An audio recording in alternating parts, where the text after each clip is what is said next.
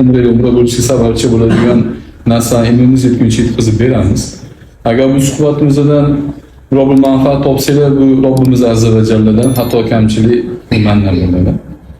Biz qo'limizdan kelgancha harakat qilamizki, hozir bu dunyo o'zida biror bir xato kamchilik o'tsa, sizlar taraf bizdan norozi bo'lsa, pul bilan yoki biror bir xizmat bilan qolish imkoniyatimiz bor. Endi oxiratga borganimizda sizlar menga shu narsani aytmagan edilaring, mana shu yerda qilish kerak ekan, bizga o'rgatmadigan sizlar bizga olsinsanglar, bizda quvvatimiz bo'lmaydi sizga javob bergan. O'zimizdan holimiz o'zimizdan bo'lib turgan bo'ladi. O'shaning uchun iloji boricha diqqat tursanglar, qo'limizdan kelgancha sizlarga hamma narsani tushuntirib berishga harakat qilamiz. Bu safar ibodat safari. Bu safarda faqat ibodat bilan mashg'ul bo'lish kerak, boshqa hech narsa bilan emas. Asosiy qilinadigan ishlar bu yerda namoz o'qish. Namoz o'qishi ko'p birinchi savol tushadigan savol. Biz musofir bo'lsak, namozni to'liq o'qiymizmi, qasr o'qiymizmi, sunnat namozini o'qiymizmi yoki yo'qmi degan savoldan boshlanadi. Xo'p. Sunnat namozini to'liq o'qiymiz, hammasini. Agar o'sha yerda ko'p namoz o'qimasak, qayerda o'qiymiz endi? Masjid Nabaviyda bir rakat o'qilgan namozga, Haram-i Sharifdan tashqari boshqa namozda o'qilgan mingtadan ko'p savob yozilgan. Haram-i Sharifda bo'lsa, bir rakat namozga 100 ming rakat savob va'da qilingan. 100 ming rakat namoz o'qish uchun bir kishi tug'ilib namoz o'qisa 53 yil umr kerak.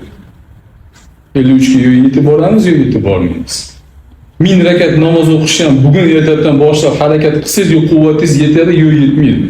Lekin Masjid Nabaviyda bir rakat namozni 1000 rakat nafl namozini savob va'da qilinadi. Haram Sharifda bo'lsa 100 ming rakat. Jiddaga tushganingizdan keyin Madinaga yo'l olar ekansizlar, yo'lda masjidga to'xtab namoz o'qisanglar, endi ayollarimizga imom bo'lmaydi, ular peshin namozi bo'ladimi, asr namozi bo'ladimi, xufton namozi bo'ladimi, yo'lda qasr qilib o'qiysizlar. Farzini, sunnatini, vitri to'liq o'qiysizlar. Erkaklarimiz masjidga kirganda o'sha masjidda imomi bo'lsa, muqim bo'lsa, ya'ni to'liq o'qiydigan namoz, to'liq o'qiydigan muqim imom bo'lsa, ergashsanglar to'liq o'qiysizlar. O'zingizdan biror bir kishi imomlik o'tadigan bo'lsa, unda sizlar ham qasr qilib o'qiysizlar. Madina Munavvaraga kelganingizdan keyin inshaalloh Xudo xohlasa bizning 50 boshlarimiz yoki 8 yilni xonaga joylashtirishadi. Keyin iloji bo'lsa o'sha kuni Madinaning fazilatlarini haqida gapirish masjidga to'plashadi. Madinada qulayliklar erkinligi nihoyatda ko'p. Eng birinchi qulayliklardan bittasi salom eshigi doim ochiq turadi 24 soat davomida. Salom bu bilasiz duo. Hazrat rahimahulloh aytib bergan edilar, bir sahobiy 30 yilga yaqin bitta joyda yotgan ekanlar. Tahoratlari ham, taomlari ham, ibodatlari ham bitta joyda bo'lgan ekan. Ularga ikkita kishi ziyoratga kelib, haligi sahobiyga achinganday bo'lib, bir-birlariga qarab qo'yishdi. Shuni aytdilarga, "Hoy sen," dedilar, "yaqinroq kelibdi. Senga bitta gap aytaman, faqat hayotli paytimda aytmaysan. Olamdan o'tgandan keyin aytasan." dedi. Har kuni tongda meni huzurimga farishtalar tushadi. Menga salom bergan. Men Ali olamidan salom berdim. Sabab nima?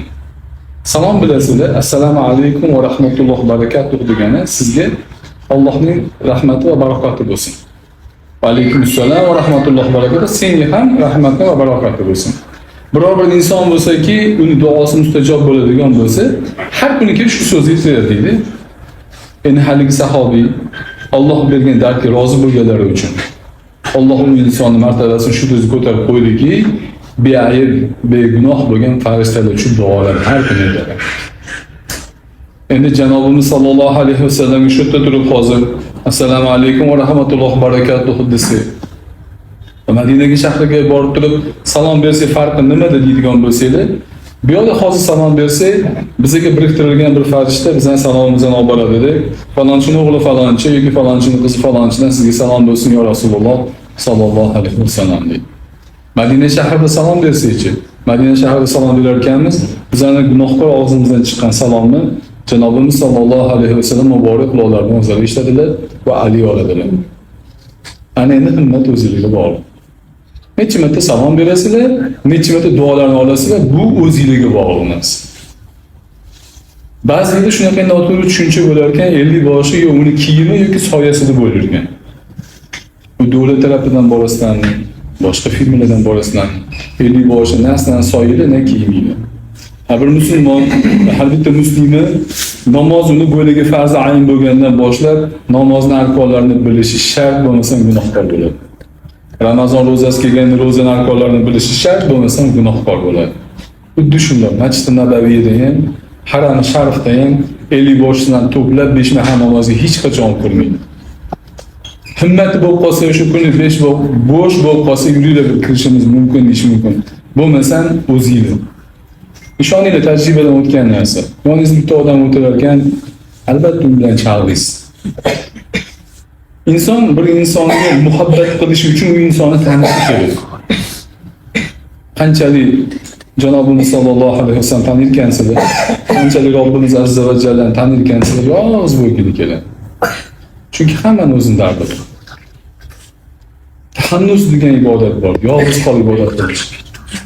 Munojat degan ibodat bor. Hozir sizlar bilan qanday gaplashayotgan bo'lsam, xuddi shunday gaplash. Kim man qiladi sizlarga? Robbimiz azza va jalladan shunaqa ovoz bilan chiqarib gaplashmaydi. Yoningizda bitta yaqiningizga bo'lsa uyalishingiz mumkin. Chunki hammamiz ham o'zimizdan ichimizda dardimiz bor, o'zimiz bilamiz. Men xohlardimki, shunaqangi umra amalini qilib kelaylik. Shunaqangi ko'p salovat, salomlar aytaylik. Shunaqangi ibodatni zo'r qilib kelaylikki, mahshargohda butun insoniyat, Odam alayhisalomdan boshlab to qiyomatgacha kelgan so'nggi insoniyat turganda, Janobimiz sallallohu alayhi vasallam shuni o'rtada turib, kelsangiz, mana Madinadan yurgan paytingda, menga salom va salovat aytganingda, menga bo'lgan hurmatli odob bilan bajarib qo'yganingda, sendan ko'ra menga eng yaqin yo'q edi. Ke bugun seni shafoatingga olaman desinlar. Intilsanglar shunga intilinglar. Harakat qilsanglar shunga harakat qilinglar. Gaplashinglar. Janobimiz sallallohu alayhi vasallam eshitadilar, ishoninglar. Men sizni sog'inib keldim, siz meni sog'indingizmi? O'zingizga hech savol berib ko'rganmisiz biror marta bo'lsa ham?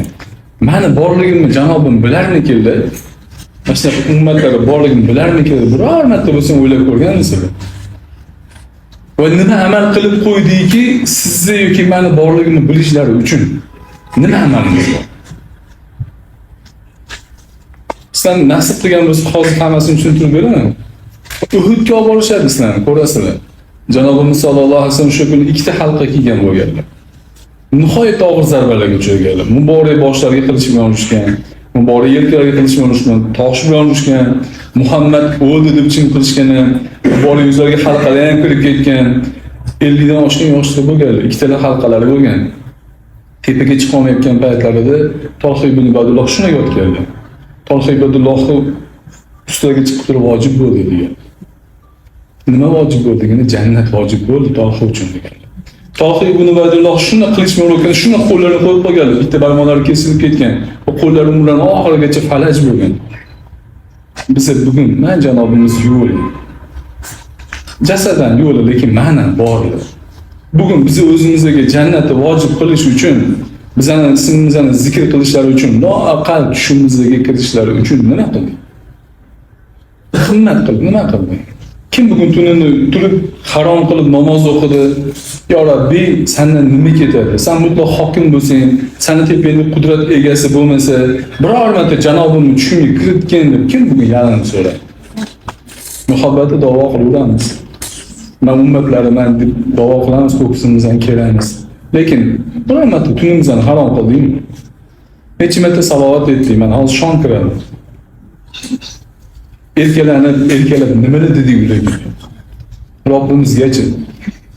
Madina Munavvaraga borganingizda sizlardan iltimos qilgan narsamiz shovqin solmaydi. Oyatdan tushgan. Janobimizdan oldida o'tirgan ovoz baland qilib bo'lmaydi. Xalifalardan birlari Abdulhamidxon hazratlari Madinaga reys olib kelganlarida yaqin kelganda kikizib olayotganlar. Janobimiz o'shan shovqinlardan ozorlanmasin dedi. Lekin men afsuslar bo'lsin, ko'ramiz, oyoq kiyimi shuni sumkadan olib taq etib tashlashadi. Bu eshigingizni bittasi qattiqroq yopib borsa, yoqadimi? yuzingizga shapalatgandek bo'ladimi? Askincha egilib oyoq kiyimingizni qo'ysak, loaqal bizning shu oyoq kiyimimizdan ozod chekmaslar Janobimiz. Loaqal shunga harakat qilaylik. Oxir zamonda qiyomatda odamlar Odam alayhisalomga borishadi, Iso alayhisalom, Muso alayhisalom, Ibrohim alayhisalom hammasi nafsin deb turadi. Faqat Janobimiz sallallohu alayhi vasallam kelib butun insoniyat uchun muborak boshlarni yerga qo'yadilar. Ko'taring boshingizni yo Muhammad, so'rang bugun so'raganingiz beriladi deydi. Ummatim deydi. Ota-onalar majlisi bo'lgan, hammaning ota-onalar maktabda o'qigan paytda ota-onalar majlisiga borganman. Kim mana shu yerda aytgan bo'lar, men ota-onam hamma oldida uyalib turishni men xohlardim deb. Hech kim xohlamaydi, menimcha ota-onasini uyalib turishni. Siz shunday umr kechirdilarki, bizim uchun Janobimiz shu kun uyalmasin. Boshlarni tikka tursinlar. Bizni sabab bo'lmaylik. Boshlarni egilishlariga xosatan bizni sabab bo'lmaylik, shunga harakat qilaylik. Madina Munavvarada va Makka Mukarramada 6 mahal azon qilinadi. Bittasi tahajjud uchun, 5tasi 5 mahal namoz uchun. Yana nimaga yo'l 6 ta azon qilarganda hayron bo'lmaylik. Ayollarimizni jamoat namoziga, janoza namoziga qatnashmagani uchun hozir sizlarni janoza namozida qanaqa o'qilinadi, jamoat namozi qanaqa o'qilinadi, ozgincha tushuntirib berib o'tamiz. Bomdod namozini, peshinmi, asrmi, shommi, xuftonmi, imom domla azon aytgandan keyin sunnati avval bo'lgan bomdod peshinda bor, xufton bo'lib, bomdod bilan peshinda bor avval. Sunnat namozini o'qib olasan. Va sabr qilib o'tirasan. Keyin imom noib takbir tushiradi. 10 yildan turasiz. Imom domla Allohu akbar deganda Allohu akbar deb qo'lingizdan bog'laysiz. Va salom o'qiysiz. Subhanaka Allohumma bihamdika o'qiysiz. Bo'ldi, jim turasiz. Bizning mazhabimizda zam sura o'qisham, Fotiha sura o'qisham yo'q imomga deyishgan. Boshqa mazhablarda bor. Ularning ham dalili bor, bizning ham dalilimiz bor. Bir-birimizni kamsitmaylik. Yolg'izligi musulmon dugonalaringiz g'ofuriyatdan qilib namoz o'qisa biz undan qo'rqmaymiz. Biz Imom Azam mazhabida qo'limizdan bir marta bog'ladikmi, jim turamiz. Imom domla Allohu akbar deb rukuga, sajdaga ketganda o'zingiz eshitgan darajada Allohu akbar deb takrorlaysizlar. Rukuda, sajda duolarini o'qiysizlar. Tashahhud o'tirganda at-tahiyotda salovatni o'qiysizlar.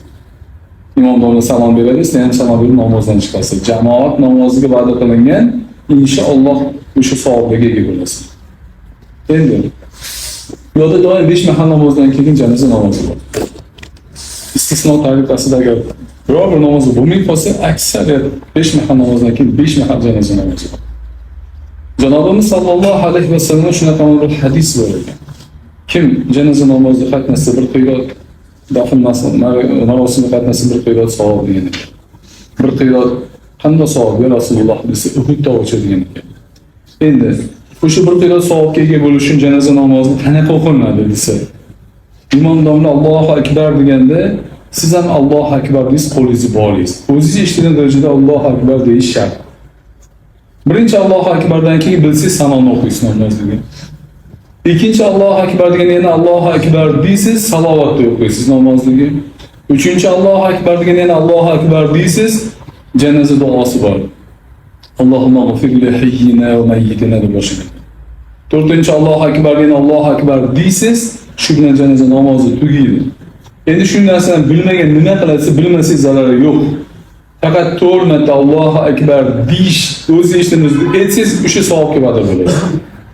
Fiqhda alhamdulillah yurtimizda hozir din fiqhlarigacha noz joygacha o'rgatishni ko'payib boryapti. Ustozlarimiz ham uzoq bo'lsin. Odam namozdan chiqmoqchi bo'lsa, bir tarafiga salom berishni qasd qilsa namozdan chiqib ketaveradi. Ikkinchi tarafiga salom berish shart emas. Janoza namozida ishtirok etayotganingizda imom domla assalomu alaykum va rahmatulloh deydi, shunda namozni tugatadi. Hayron bo'lmang. Namozdan chiqishni qasd qilsa, bir tarafiga salom bersa, bo'ldi, namozdan chiqqan bo'lasiz. Guruhga tashlab qo'yamiz, yaqinda Sojon domla ustozimizga shu savollarni berdik. Janoza namozi o'zi duo. Boshidan oxirigacha duo. Endi janoza namozidan keyin duo qilinadimi, qilinmaydimi desa, ikki xil qarash bor ustozlarimiz. Xohlaydi aytaylik istirjoni. Ya'ni inna lillahi va inna ilayhi rojiun. Xohlaydi aytmaydi. Hech narsa bo'lmaydi. Aytsanglar ham mayitga emas, mayit yaqinlarga aytgandek bo'lasiz, bu duo. etmasanglar ham hech narsa bo'lmaydi. Faqatgina janoza namozida ishtirok etishni savob topish uchun 4 ta takbir o'ziga eshitadigan darajada aytishingiz shart. Bo'ldi. Jamoat namozi, janoza namozi shulardan iborat. Jamoat namozida hali janoza misol uchun bomdod farzi, peshin farz namozidan keyin sunnat ketadi, sunnati bo'lgan namozni o'qishga shoshilmay turinglar. Shom, xufton, peshinga o'xshagan namozdan. Sabr qilib turinglar. Janoza namozi bo'lsa, imom domla e'lon qiladi bu narsani. Endi bo'sh o'tirmasdan nima qilish kerak desa, oyatul kursini va tasbihlarni tushirib olaylik o'sha. Keyin turasizlar, janoza namozini ishtirok etasizlar. Yoningizda odam bo'lmasa, misol uchun joy bo'lsa, ozgincha silji olaylik. Nima desa, har bitta yer qaracha ibodat qilingan joyi qiyomat guvohlik o'tadi. Qancha ko'p joyda namoz o'qisanglar, shuncha ko'p joy sizlarga guvohlik beradi. Bu men ustimda namoz o'qiganim. Hazrat rahimahulloh olamdan o'tganlarida o'sha men kanishgan yonib turardilar, biladiganlar bilishadi bu narsani. O'sha yer rosa yig'ilgan bo'lsa kerak deb men o'zim ichimdan o'tkazgan edim. Chunki o'sha yo'ldan o'tib yurardim. Siz namozga qatnaydigan yo'lingiz siz olamdan o'tsangiz yig'laydi, ishoninglar.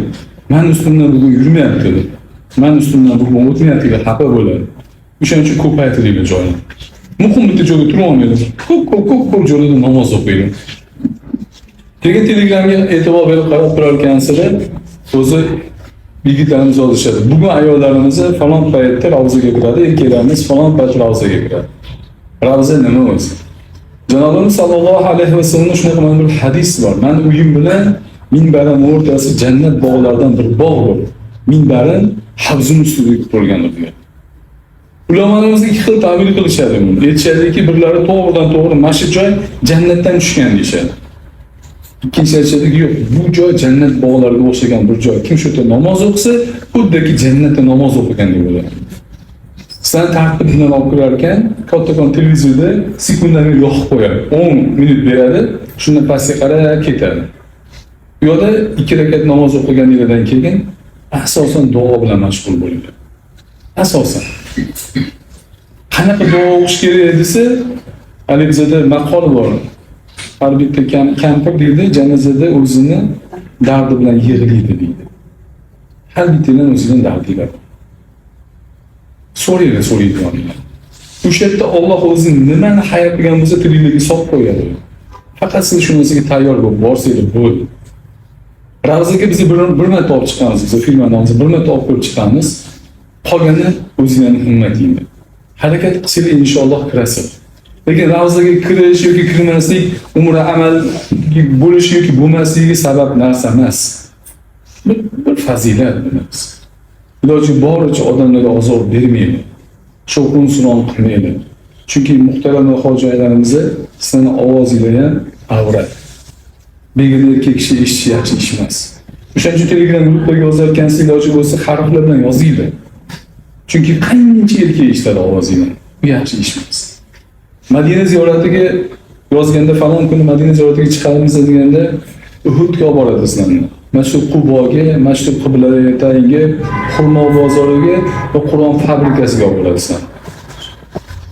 Janobimiz sallallohu alayhi va sallam shunaqa bir hadis borki, kim 2 rakat namoz, kim tahorat qilsa va 2 rakat namozni Quboda o'qishni niyat qilsa, umraga safar qilingan savobga ega bo'ladi degan.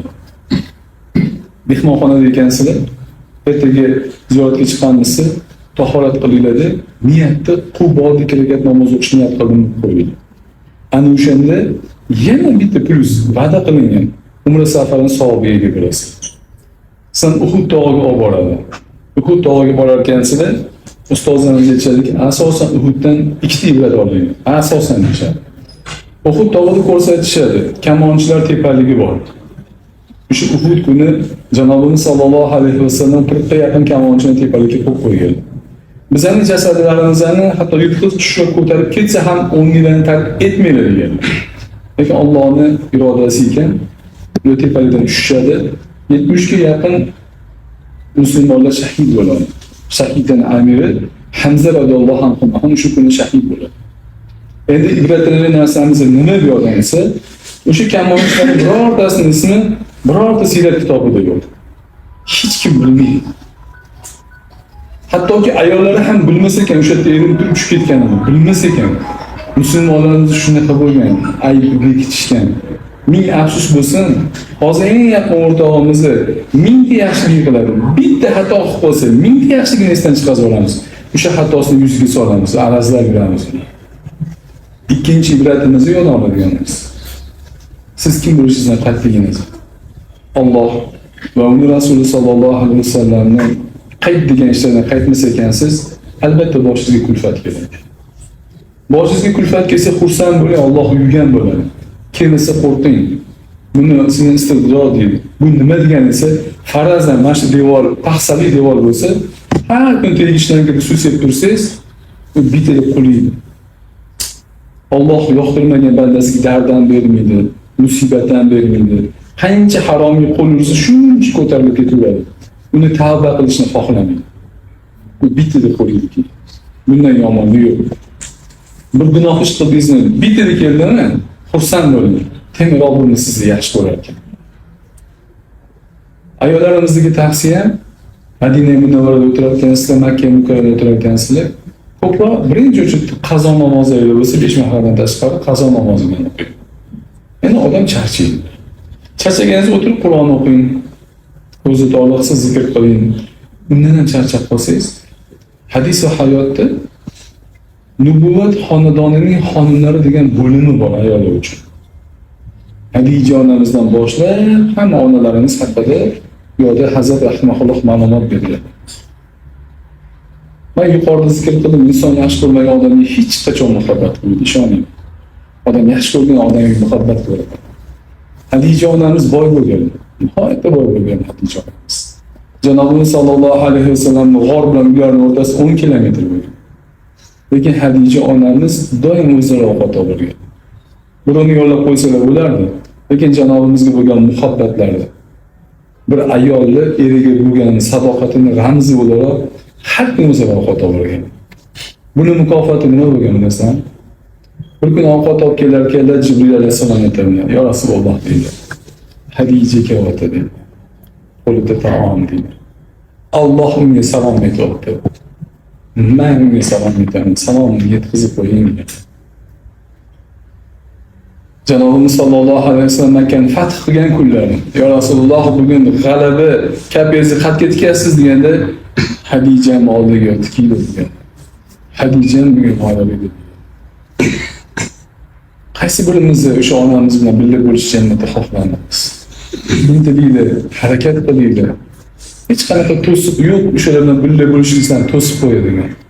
Erkaklardan ko'p kamolatga yetdi, ayollardan 4 tasi deganlar. Maryam onamiz, Hadija onamiz, Osiyo onamiz, Fatima onamiz. Harakat qilinglar. Hadija onamiz bilan suhbatdosh bo'lishga intilinglar. Hadija onamizdek vafodor bo'lishga harakat qilinglar. Madina Munavvarada faqat ibodat, boshqa hech qanaqa amal yo'q. Umringlarni ko'pini o'sha yerda o'tkazinglar. Erkaklarimizga bo'lsa hadis va hayotda jannat bashorati berilganlar va ahli bayt degan qismi bor, avvaliga o'sha. Badr kuni Zubayr ibn Avvom radhiyallohu anhumani suratlarida farishtalar tushgan, sariq sallalar o'rang, musulmonlarga yordamchi bo'lib. Siz shunaqangi hayot kechirib o'tingki, sizni suratingizda farishta tushib birorta bir odamga yordam bersin o'zida. Cho'kayotgan odamni qutqarib olsinmi, yo'llarni betiga birorta bir onaxonni olib o'tib qo'ysinmi? Harakat qilinglar shunaqangi yashashga. Allohim bersin. Ko'p salovat etish natijasida men oxirgi umra safarida bo'lgan bir voqeani beraman sizga. Shom namozini o'qib bo'lganimizdan keyin Robbim azza jalla menga turing dedi. Chiq haramdan dedi. Kabatullohdan haram ichidan sug'ordi. Ayolimga ham sen ham turdin. Ikkalamizni olib chiqdi. Mehmonxonangga bordi. 400 metr olib bordi. O'tirib turdi. Hali vaqt bordi. Endi turlarni o'rnlaridan tushlaring dedi. Men ikkita bandam adashib qolgan. Ular siymosini taniysan, olib borib qo'ygan joyiga dedi. Tushdim. Ko'p boraverganimizda adashib qolgan odamlarni bitta bilamiz, ko'zidan jo'dirab turgan bo'ladi. Ikkita onaxon keldi shu, jo'dirab. Assalomu alaykum ona dedim. Adashib qoldinglarmi desam, ha dedi. Qani bejigingizni ko'ring dedim. Oradan 50 boshsiga telefon qildim. Tamom boshqa joyga ketib qolishgan edi. Olib borib qo'ydim. Yo'l-yo'lakka gaplashib ketdim. Qachon keldinglar dedim. Kecha shomda keldik. Muhabbatimiz oshib ketganda mehmonxonamizdan ham ko'rganmiz, hech narsani ko'rganmiz, kirib ketdimiz. Kecha shomdan beri yurimiz dedim. Bir sutka. Olib borib qo'ydim. Ona dedim, "Xo'xdingizmi?" dedim. "Yo'q, bolam" dedilar. "Adashib qolganimdan beri salovat etaman" dedi. "Ha, o'sha narsa ekan." Mani haram ichida sug'urgan, sizni xizmatingizni qildirib qo'ygan narsa janobimizga bo'lgan muhabbatingiz ekan. Mana duo qilyapman dedim. Mana bizga muhabbatli bo'ling janobimizga isminglar. Salovati tindirmaydi, ishoninglar. Duoinglar faqat salovatdan iborat bo'lsa, hamma mushkulinglar yechilib ketadi. Faqat biz bunga ishona olmaymiz. Chunki biz janobimizdan tanimaymiz. Taniganimizda qo'limizni ko'tarib Allohga salovat, janob Allohga salom, janobimizga salovat etib, Allohu akbar deb qo'ya qolardik. Nom zikr qilib o'tirmasdik musibatlarimizdan. Madina Munavvarada ziyoratingiz tugagandan keyin, kuningiz tugagandan keyin 50 boshida sizga aytadi, bugun haramga qarab yuramiz. Bugun umra safarini boshlaymiz. Erkaklarimiz mehmonxonada chiroyli g'usulga qilib, poklanib, shampun, so'nglardan foydalanib, atirlarni badanlariga sepib, ehromni bog'lisi, tikilgan hech narsa bo'lish kerak emas badanda. Maxsus o'sha oyoq kiyimlar borib tuyulgan, o'sha oyoq kiyimlarni rimlardan bo'ylab pastga tushasin. Ayollarimiz ham xuddi shunday g'usullarni qiladi. Faqat ayollarning eng yaxshi xushbo'yligi nima desa, bu suv deyishadi. Suvdan yaxshi xushbo'yligi yo'q ayollar uchun. Bir ayolga xushbo'ylik sepib chiqsa ko'chaga, bir erkak o'sha xushbo'ylik hillab turib bo'yni o'g'irsa, o'sha xushbo'ylik sepgan ayolga ham, uni o'sha xushbo'ylik sepib chiqishga ruxsat bergan erkakga ham Allohning la'nati bo'lsin. Shunday joyga borib turib, endi Allohning ushlab qolishdan Allohimiz asrasin. Pastga tushayotgansizlar, avtobusga yig'ilganingizdan keyin Madinadan Makkaga qarab yo'lga chiqasizlar. Zulhulayfa degan joyda kelganida miqot chegara deydi. Bu yerga kirganlarda 2 rakat namoz o'qilinadi. 2 rakat namoz bilganlar birinchi surasiga Kafirun, ikkinchisiga Ixlos o'qisin. Bilmaganlar bilgan surani o'qirasizlar. 2 rakat namoz o'qiganingizdan keyin ikkita erkaklarga salom berganlik bilsanglar arabiychasini. Allohumma inni uridu al-umrata fayassir hali va taqabbal minni deb duo qilaman. Bilmasanglar o'zbekchasini. Shu kungacha Robbimiz azza va jalla sana duolarni ijobat qildi. Bu nimani alomat etsa, Robbimiz mutlaq ilm sohibi, alimligini va o'zbek tilini ham bilishini bildiradi. Ishoninglar. Qalbingizdan chiqqanda, mustar bo'lgan holatda duo qilinglar. Allohim men umrani niyat qildim. Mendan qabul qilgin va menga oson qilgin. Deylar oson bo'ladi umranglar. Shubha bilan duo qilsanglar, ishoninglar, eng qiynalgan odam siz bo'lasiz. Alloh shunaqangi buyuk zotki, bandasi qo'lini ko'tarsa, quruq qaytarishga hayo qiladi va hech qachon hech kimdan qarz bo'lmaydi. Ishoninglar. Duoni qabul qilinglarmi? Niyat qilganingizdan keyin labbayk Allohumma labbayk deb o'rnidan turasizlar. Shu bilan sizlarga ma'lum bir vaqtgacha ma'lum bir narsalar harom bo'ladi, mumkin emas bo'ladi. Mumkin emas bo'ladigan narsa eng ko'p jarimaga tushib qo'yadigan bizning xalqimiz bu narsadan xursand ham bo'lish kerak. Alhamdulillah, gigiyenaga qattiq rioya qilishdi. Yo'lda tahoratxonaga kirib chiqishadiki, biror bir narsa yeyishadi-da, shuni o'zlari sarf etganda qo'ligini artishni boshlashadi. Yoki sovun ishlatishadi. Bu narsa jarima mumkin emas. O'zlari sarf etgan mumkin emas, sovun ham mumkin emas. Oddiy suv quyib qo'yasizlar. Hattoki ba'zi bir kitoblarda apelsin yeyish ham mumkin emas deyishgan ekan. Shuni tozalab o'tganda suvi sachiydi, shu bo'yligi keladi. Qahvani ham ba'zi kitoblarda mumkin emas deyishgan. To ehromdan chiqib olmaguncha. Nihoyatda holat, o'zinglarni ehtiyot qilasizlar. Insonlar bir-biriga ozor berishi mumkin emas. Yosh kelin-kuyovlar yonma-yon o'tirishdan ham ehtiyot bo'lish kerak. To umr amalni qilguncha, iloji boricha. Makka mukarramaga kelganingizdan keyin birinchi bo'lib biz doim taomlantiramiz. Harakat qilamizki, taomlanamiz. Chunki oldinda hali eng katta mas'uliyatli ish turibdi. Taomlan olganingizdan keyin xona kafan tarqatadi, xonaga kirib boshqatdan tahoratlarni, inglizlarni, g'usl qo'laslarni bemalol. Faqat yuqorida zikr qilingan shampun, sovunlardan foydalanish mumkin emas. Erkaklarimiz tikilgan kiyim kiyib turmaydi, tahorat qilayotganda g'usl qilgan. Tamom o'sha engidan yechib, g'usl tahoratlarini qilsanglar bo'ladi. Tamom mumkin emas. Boshini kecha ko'zimiz tushib qoldi bitta videoda erkaklar boshini yopib ketadi, konditsioner bo'lyapti avtobusda. Mumkin emas bosh yopish umuman. O'chirib qo'yinglar, kayinzanglarga ko'tarib qo'yinglar. Bosh kiyim kiyilmaydi ki. Ayollarimiz uchun umra safarda eng yaxshi kiyim qaysi kiyim deyishadi. Ko'p savol berishadi. Ustozimiz qizlari, ayolimizdan ustozlar Odinaxon Muhammad Sodiq aytadilarki, iloji bo'lsa oq kiymanglar. Chunki bizlardagi oq kiyimlar ko'pi nafis oq kiyim. Quyoshda ichini ko'rsatib qo'yadi.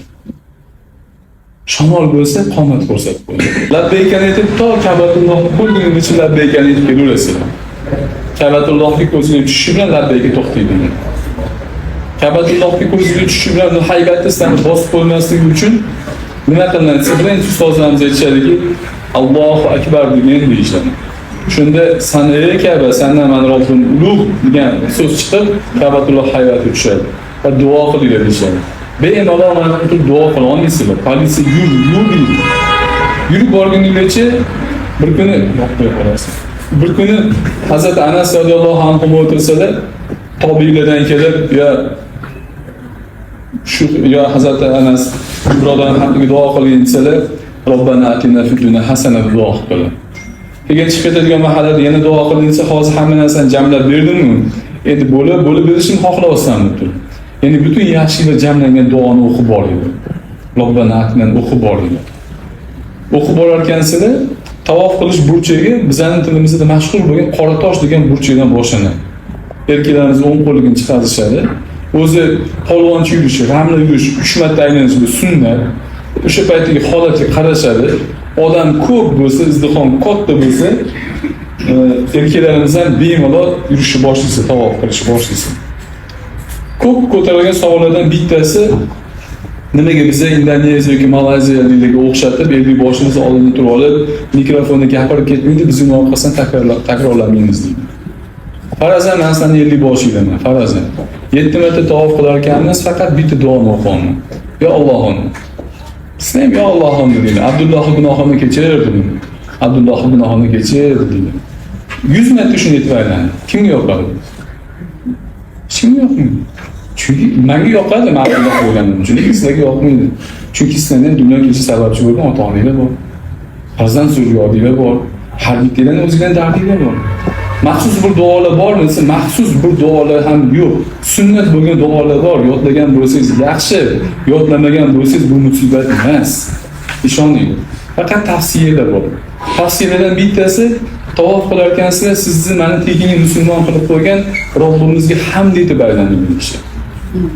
Ya'ni tavsiyalardan bittasi sizni meni musulmon bo'lishimni istagan, bu uchun umrini, jonini fido qilib yuborgan Janobimiz sallallohu alayhi vasallamga salovat etib aylanadigan ishlar. Yana bir tavsiyadan bittasi ustozlarimiz aytishadiki, hadisi qudsiy ma'nosi shundan iboratki, Alloh aytadiganki, banda meni zikrim bilan ovora bo'lib qolsa, chalg'ib mashg'ul bo'lib qolsa, duo qila olmaydi. Hali so'raganlarda yaxshisini beraman deydi. Nima qilish kerak buning uchun esa Fotiha surasini o'qib aylanadi. Bitta aylanishda Fotiha surasi butun yaxshiliklarni o'zida jamlagan. Endi har bitta odam o'zining xohishi. Bu xosatan meni o'zim tavsiyam. Abu Hurayra radhiyallohu anhu mani onalari hali musulmon bo'lmagan holatlarida Janobimiz sallallohu alayhi vasallam haqorat qilib qo'yadi. Abu Hurayra nihoyatda xafa bo'lib keladi. Va Rasululloh duo qiling onam deydi. Rasululloh duo qiladi sallallohu alayhi vasallam.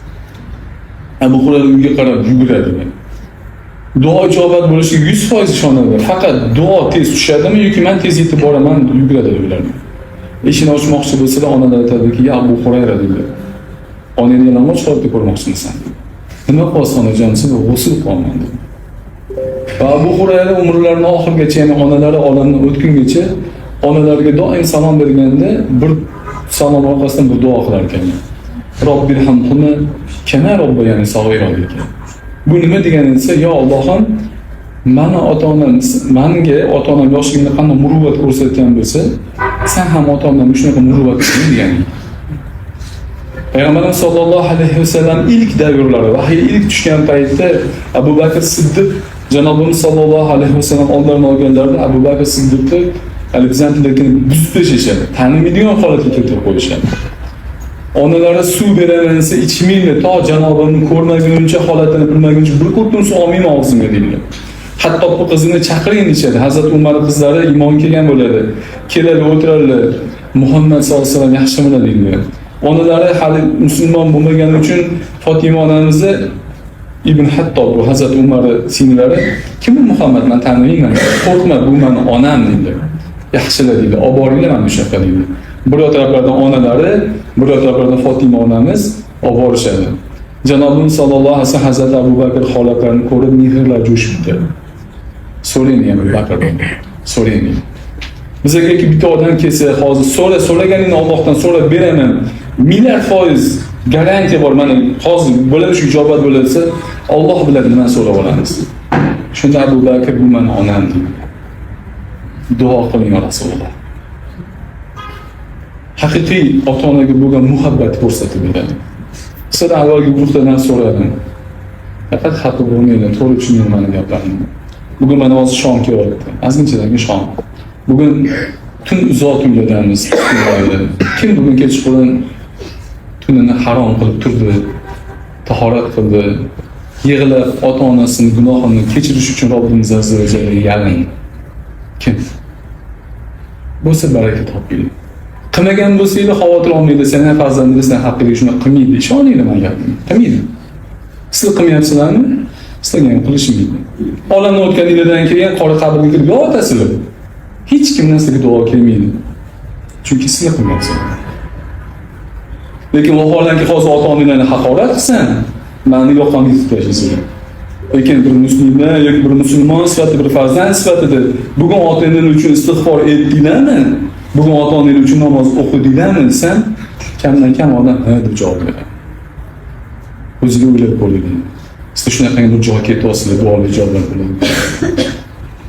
Qorilarning ota-onasi, olimlarning ota-onasi soyasi yo'q kunda Robbimiz azza va jallaning soyasida turadi. Sizni mana dunyoga keltirgan ota-ona quyosh tig'ida tursa, bu o'g'il bolaning ishimi? Bu farzand ishimi? Nima qilib qo'ydingiz ularni soyaga olib qo'yish uchun? Ruhlar makonida hech qanaqa amal yo'q, hammaning ruhi tikka turadi, hech narsa ish qilmaydi. Lekin birdan darajasi ko'tarilib qolsa, "Na Robbim, yo Robbim bu nima desa, ortganda qolgan zurriyoting bor-ku, senga istig'for etadi. Sen martabangni ko'tarilish uchun bugun bir ihson qildi, bir yaxshi amal qildi" deydi. Solih farzand shunaqa bo'ladi. Faqat dunyosini obod qilib, oxiratini abjadini chiqarib qo'ymaydi ota-onasi. Haqiqiy solih farzand oxiratda ota-onasini obro'sini ko'tarib beradi. Soyasi yo'q kunda arsh soyasiga olib keltirib qo'yadi. Payg'ambarimiz sollallohu alayhi vasallamni qo'shni qilib qo'yadi. Mana bu haqiqiy solih farzand. Siz shunaqa joyga ketyapsizlar. Yalinib, yolvorib, peshininglarni yerga urib yorib tashlaydi. Allohim nima ketadi sendan?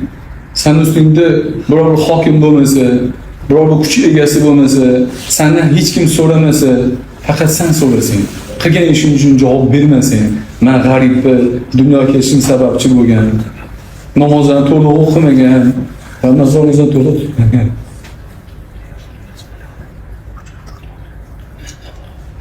Allohim, ota-onamni kechirgincha nimaga ekan qolgan? Bitta tavob qilarkan sizlar yana so'raysiz. So'raylar. Sizlardan keyin zurriyotlar inshaalloh borib sizlar uchun ham so'raysiz. 7 marta tavof bo'lganingizdan keyin tavof namozi bor, 2 rakat o'qiysiz. Bunda ham bilsanglar birinchisiga kafirun, ikkinchisiga Ixlos surasini o'qiysiz. Keyin turib Zamzam suvini ichasiz. Zamzam suvini ichish tikka turib ichish sunnat. Yer yuzini qatida bo'lishdan qat'iy nazar qiblaga qarab ichish. Xosatan Ka'batullohga bo'lar ekansizlar, Ka'baga qarab ichish kerak. Zamzam suvi.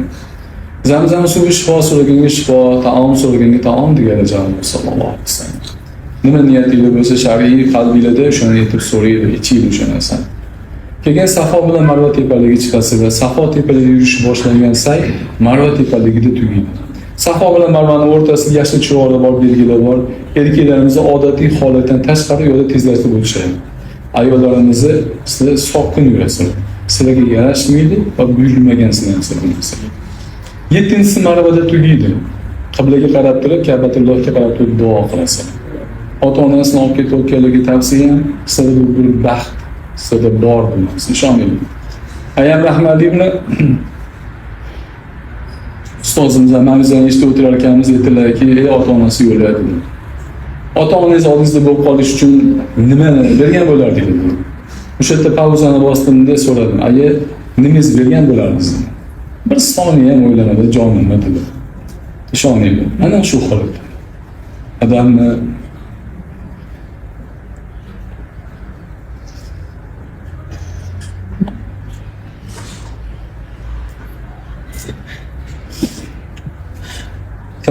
odamlarda ayamlarni yo'lni bo'lish uchun jonim berganlar, to'g'risi. Kim ahli ayolni olib ketayotgan bo'lsa, u sizni nazdingizda ahli ayoldir.